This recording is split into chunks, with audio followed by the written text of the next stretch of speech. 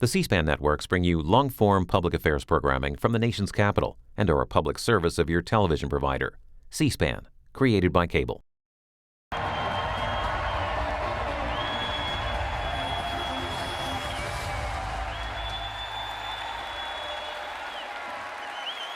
Thank you.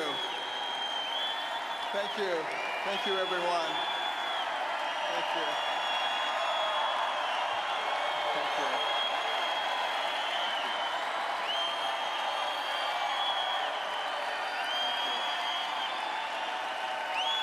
Thank you so much. Thank you. Thank you.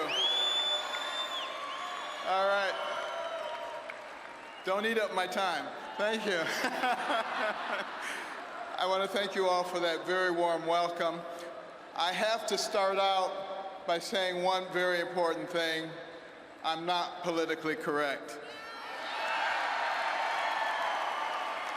And I hate political correctness because it's antithetical to the founding principles of this country. And the secular progressives use it to make people sit down and shut up while they change everything. It's time for us to stand up and shout out about what we believe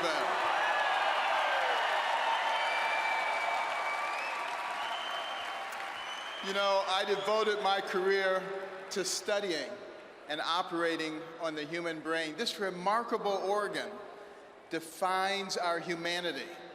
It gives us the ability to not only feel and observe, but to reason. When we elect a president, we need to use that power of reasoning to look at their history, their character, what kind of people they really are. It makes all the difference in the world for us. And it is going to be so critical right now. We must resist the temptation to take the easy way out and to passively accept what is fed to us by the politically elite and the media, because they don't know what they're talking about, but they have an agenda.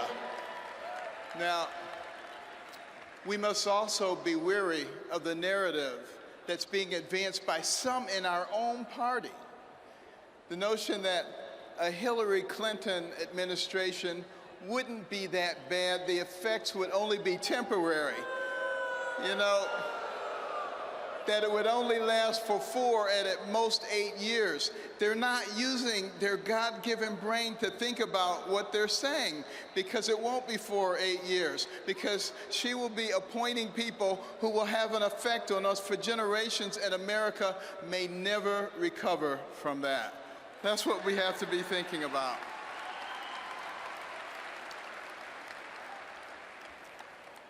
You know, interestingly enough, we have to start thinking about what would Hillary Clinton do if she was in fact the president. She would appoint Supreme Court justices, she would appoint federal judges, and that would have a deleterious effect on what happens for generations to come.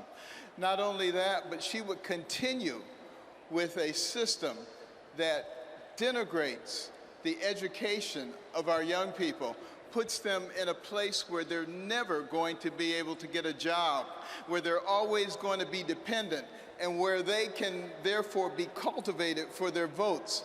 This is not what America is all about, this kind of deception. And this is what we, the people, have the necessary obligation to fight.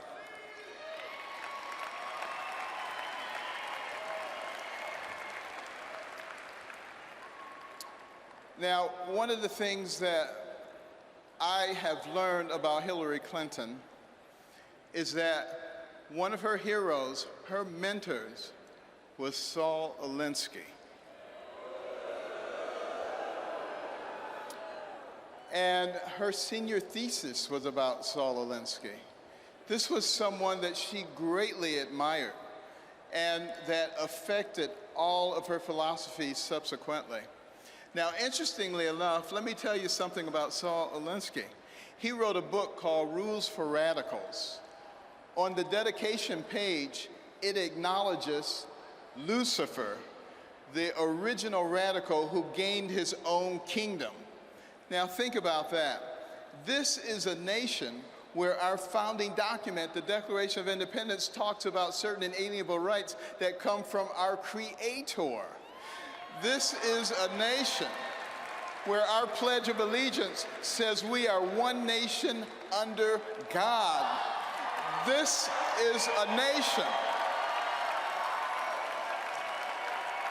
This is a nation where every coin in our pocket and every bill in our wallet says, "In God we trust."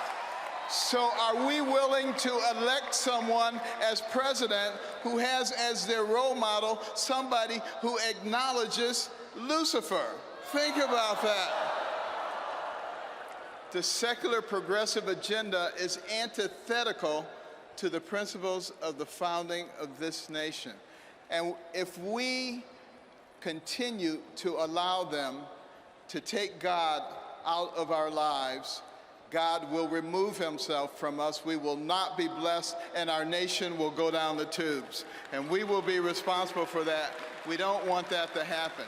Now, Donald Trump, he understands this very well. He understands that the blessings of this nation come with the responsibility to ensure that they are available to all, not just the privileged few.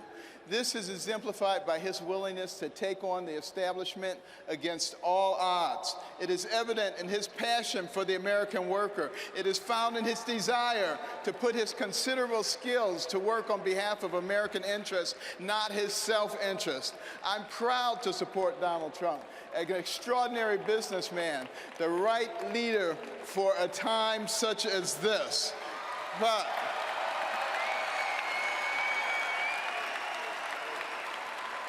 But you know what? It is not about Donald Trump.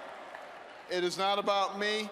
It is about we, the people. And Thomas Jefferson said that we would reach this point because we, the people, would not be paying attention, and it would allow the government to grow, to expand, and to metastasize, and to try to rule us. But he said, before we turn into something else, we, the people, would recognize what was going on, what we were about to lose, and we would rise up and we would take control of our nation. And I say now is the time for us to rise up and take America back.